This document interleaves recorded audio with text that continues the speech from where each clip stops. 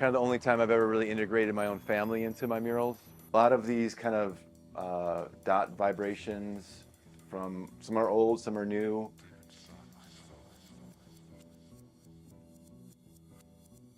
Starting to work for like a clothing store, doing murals all over their different stores. Melting ice cream, but also just some happy, drippy clouds.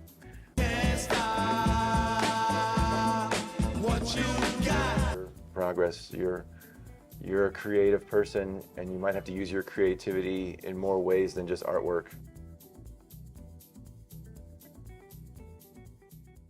Hey guys, welcome to l8street magazine, and today I am with amazing Chicago-based artist and muralist Joe Miller, and we are right now in Joe's amazing space and studio. This is my studio and also home workspace where I live with my partner Sunny, and we've been here for a little over a year, and we've had to spend quite a bit of time clearing out the leftovers of the old space and fixing up the new space to make it even workable.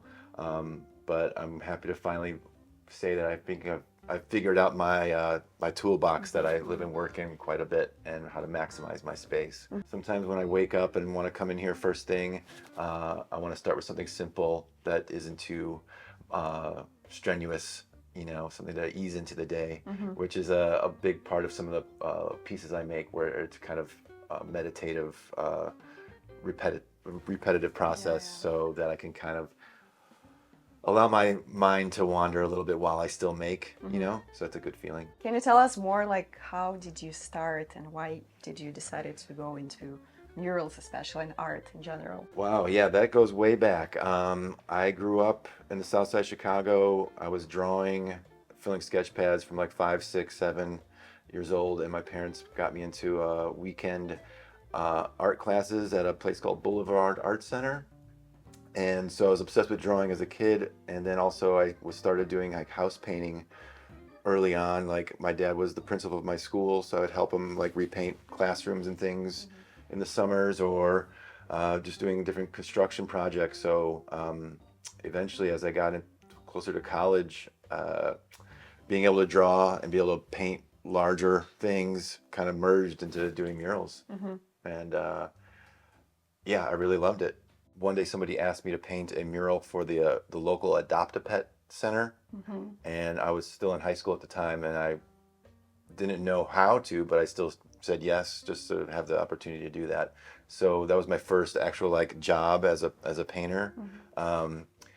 And so I got to paint 4 dogs on the side of the Adopt-A-Pet center, and those are still there 30 years later, or whatever that is. But it wasn't until, so I guess I've always thought of my mural work as kind of this like side of myself that's like a service painter, where I'm providing a service. Like, Joe can come and paint whatever you need for your business to help make it look more like you want it to, or your office space, or your home. And I still have that mentality. I don't shy from that. I kind of enjoy or embrace the idea that this is how I make a living, and I'm willing to keep it going however I have to. So after doing that, I was starting to work for like a clothing store, doing murals all over their different stores. When the seasons would change, I was doing like I was painting over my own mural like 3 times a year, which gave me good practice and good exposure, and like a lot of learning along the way. And that was still the same idea too, where it's like, hey, this is also still my job. I'm like, what can I do to enhance your vision? So a lot of those, like my first big murals, were in that kind of like lens of like, how do I use my skills to be the vehicle for someone else's vision, and take the ego out of it a little bit. And before like planning the big mural, you usually make sketches, or usually make it smaller on the canvas? Yeah, there's a lot of conversation and planning that goes into it, especially if I'm working for somebody. Like, if I have a client that wants something specific, I want to make sure I'm going to deliver that. So that a lot of the try to sketch it out before you're doing it on the wall. You want to like hash out any decisions beforehand. But then there's also people who want to just give me as much, you know, freedom as possible, and then that's when I freak out and I like go too crazy and and stress out too much about it. Sometimes it's nice. I embrace the collaboration, and in fact, sometimes I need it. Do you prefer to connect with other artists that is like similar to what are you doing? And is it working for you this way, or you feel like a bit of competition, you know? It's a bit of both. I mean, I'm not the. It's funny that I'm a very sociable person, but sometimes when I get around other artists, I kind of turn opposite, and I'm not like as sure of myself. And but I do like to collaborate with as many artists as possible. I mean, I feel like that's the part of school I miss the most. I miss the interaction with all the other people making, and you just have this like kind of buzz. That's something that I've been talking about using our space for, is more collaborative projects and people to come through and kind of create a bigger web of, you know, Chicago friends and artists. But I will admit that I also don't take the time to, you know, go out to gallery shows and go out to support the artists when I can. I'm always just so stuck at home, and like and also Instagram and things makes you feels like you already see what everyone's doing without, you know, going out, and you don't have that connection anymore. But there's always, you know, just riding bike around Chicago, seeing all the new art go up. I get pretty stoked on that. My little skinny studio here, this is where I work on a lot of my own like personal agendas. And right now you see two dominating styles: the repetitive pattern dot-based work and these cloud forms. All of them in here are kind of just in progress. I jump around quite a bit. This one right here is a commission for a friend in Minnesota. A lot of these kind of dot vibrations, from some are old, some are new, and then a lot of these like cloud forms that I'm just jumping in and out of. I kind of see these going out into the world in some sort of like salon hanging with their different groupings, and I might even mock that up here at home sometime. But right now it's just fun to have a place to play and get loose.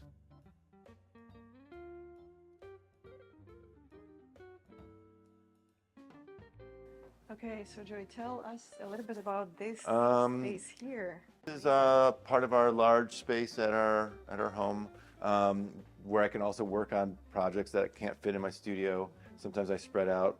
It's really a blessing to have so much space to work with, and see it go through different transitions depending on different projects. A few weeks ago, I thought I had my whole life together. I knew exactly what my plan was, and then a piano landed in my lap, and I was given a job to do a custom kind of drawing, painting on it to eventually be delivered to the client's home in Mexico. And this time I luckily developed the idea of drawing on it with just a dry erase marker, so that I can actually draw on the piano without like it being permanent. Because drawing on, you know, blueprints of a piano on a piece of paper really didn't deliver it didn't fuel the conversation as fast as I wanted to. So once I was able to start doing it this way, that really helped get the ball rolling. But That's you can amazing. see some of the imagery along here. It's kind of telling a story of the family moving to Mexico. The guy who's commissioning this, he's got a custom ping pong table I'm doing next. So he's giving me a lot of not my typical surfaces, which I'm really loving. That's good. The kitchen, it's like, Sonny, you have your dream kitchen. It's almost like you could shoot like a sitcom in it. It's so like, it's like just a so big space. I recently stretched a canvas to this wall and painted it on this wall, and it pulled the wall off with it. So that's why this wall is so beat up. But it's nice to have a little space to show bigger things, and it's kind of just good for storage as well. A lot of times people wonder why I hang all my own work in my space. It's like, that's the easiest way to store it. Yeah, this is a technique that I had done once, maybe a decade ago. And recently I had these bigger surfaces, and I just wanted to bring it back to see if it still worked or if I could figure something out. The kind of half circle and I glob it on, and I get real drippy with it. Every half circle has to dry completely before I can put the next one over it. So this piece easily takes a month.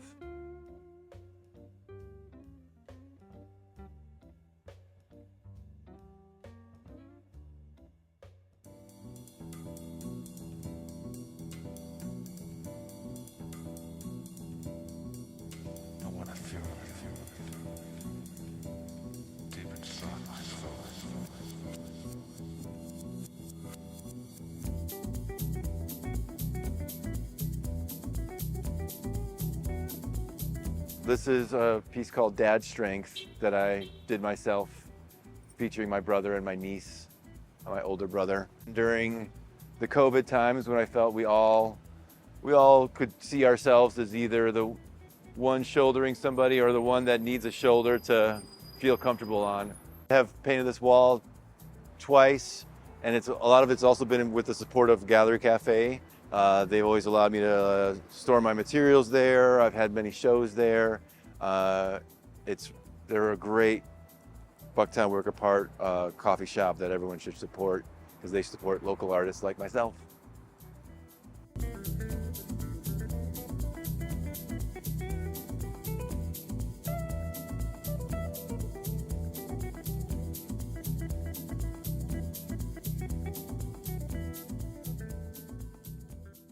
But this one I did, yeah, maybe 5 years ago or so, 5 or 6 years ago. So it's a nice transition from the last one being, a big wall of sketchy, drippy, not to say sloppy in a bad way, but just kind of loose. Yeah. Where this one is more tight and evenly measured and with a very crisp kind of like stencil, and it kind of fits and matches the vibe of the house. So, how long did it take? I think this one I also took my time with because it wasn't the biggest canvas. Like it's weird to say that a garage that's 10 by 20 feet is a small canvas, but when you know your operating system, it can move really fast. So I think at the same time I took my time, and I spent maybe like 4 days on it just to also enjoy the family and people coming and going. But it wasn't too long. This one's holding up pretty good considering how beat up the brick was. This old corner store used to be a ice cream shop back in the day. So they wanted me to kind of pay homage to the ice cream shop and make it kind of like happy, vibrant, colorful, like ice cream colors, I guess. And they knew they wanted the front of the building white to kind of wrap and blend with the mural, so it wasn't me filling up the whole space, because they knew they were gonna put some new white stuff around. So I painted most of the wall and then faded the white into it and kind of cropped it and did the kind of white drippy circles. But yeah, so it's kind of a reference to the melting ice cream, but also just some happy drippy clouds. Parts crumble, and Chicago brick needs to breathe sometimes, and your murals get affected by the winter freezing and summer swelling, and it's still just house paint in the end of the day, so it's malleable and brittle at times. So I always love to come back and check on how it's changed since however many years ago that was.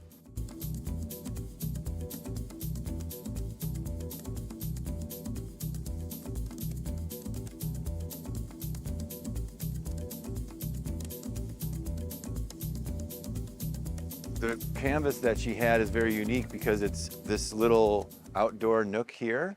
So you can see it through the reflection of the window here, okay. But if you're down there, you're kind of surrounded in it. We'll go in there. Okay. But she had an idea of just adding something colorful so that when she's in her basement looking out, she just saw color. She didn't see a faded, moldy wall. Mm-hmm. And then it turned into these eyeballs because she has a thing for eyes.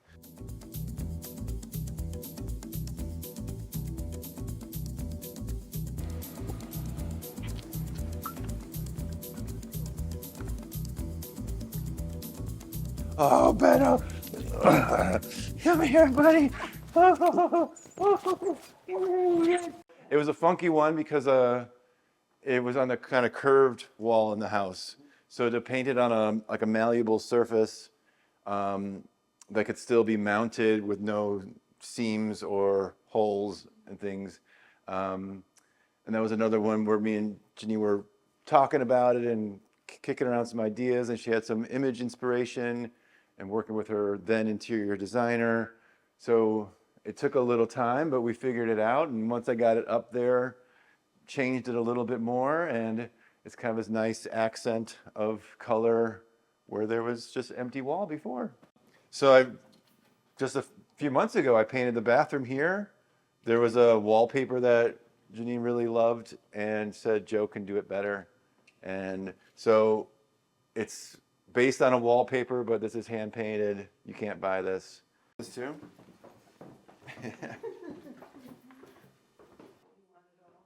Yeah, I think it's kind of overcast outside, which is actually decent because then it's evenly lit. There's no like hard shadows or.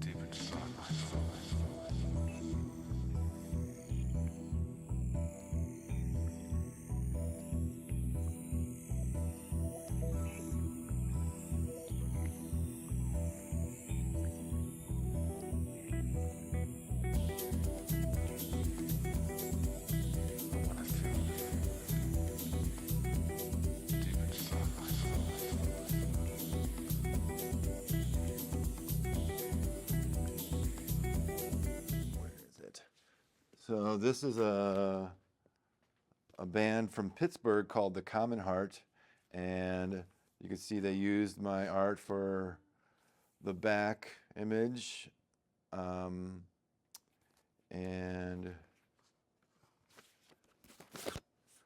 on the vinyl, and the face is an old painting I did.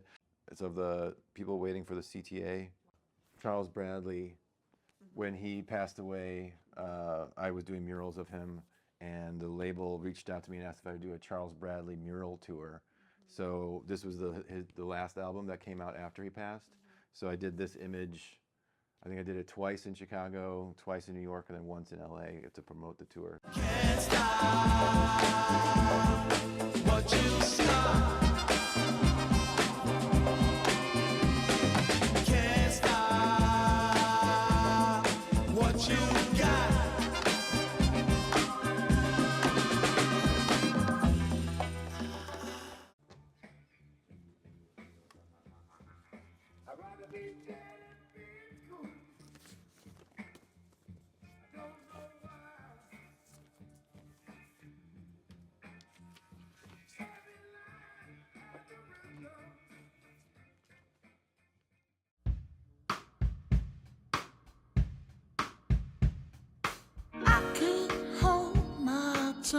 For too long,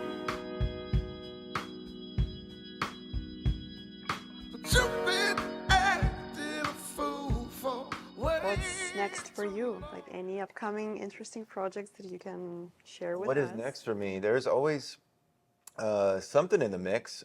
It's still, I hate to keep going back around to this idea of like embracing uncertainty and what it takes to do freelance artwork. Sometimes the most beautiful thing is that you never know like the difference a day can make. Like you might get an email that says, "Hey Joe, can you come here and do this?" Da da da. I'm like, yeah, I like the piano. Like it really threw me off, but in a good way. Coming up, I'm hoping to lock in some plans to return to Panama to escape some Chicago winter. There's a beautiful place there that I've painted many times called the Canopy Tower, and it's a bird watching sanctuary that I've painted in, and they needed me to come down and do some touch-ups and maybe some new additions.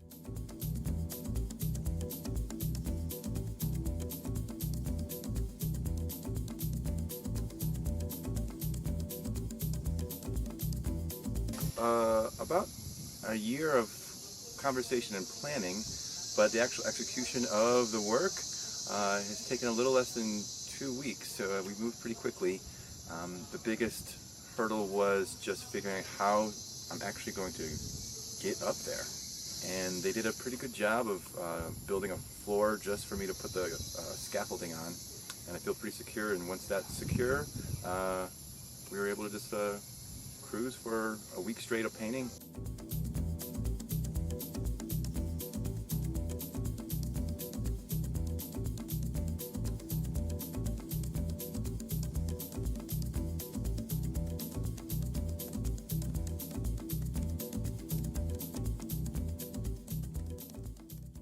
My biggest inspiration it's hard to dial in. It comes in a wide variety of ways. It's funny to say that a lot of my biggest influences in my life aren't artists. You know, it's somebody else's who has a mentality around their life that inspires me, or a way they talk about their work, and it may not be artwork, but it influences the way I think about my artwork. Or it might be somebody who does something that is very, very creative or takes a creative mindset, but they would never call themselves an artist because they don't make visual art. And so it's a lot of times those are the type of people or things that inspire me, or it might just be a conversation with somebody that they might say something that really resonates and clicks with me. So it doesn't always impact my artwork, but it definitely impacts the way I operate my life, and that therefore artwork comes out of that. If we would have one advice for younger artists who just start. One their- piece of advice for younger artists is keep going. It's all you really can do. It's all you really have control of. Don't get too discouraged.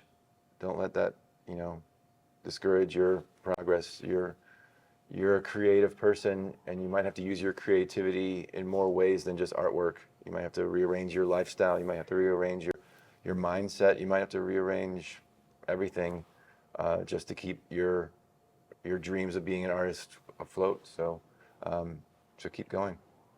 That's amazing. Yeah.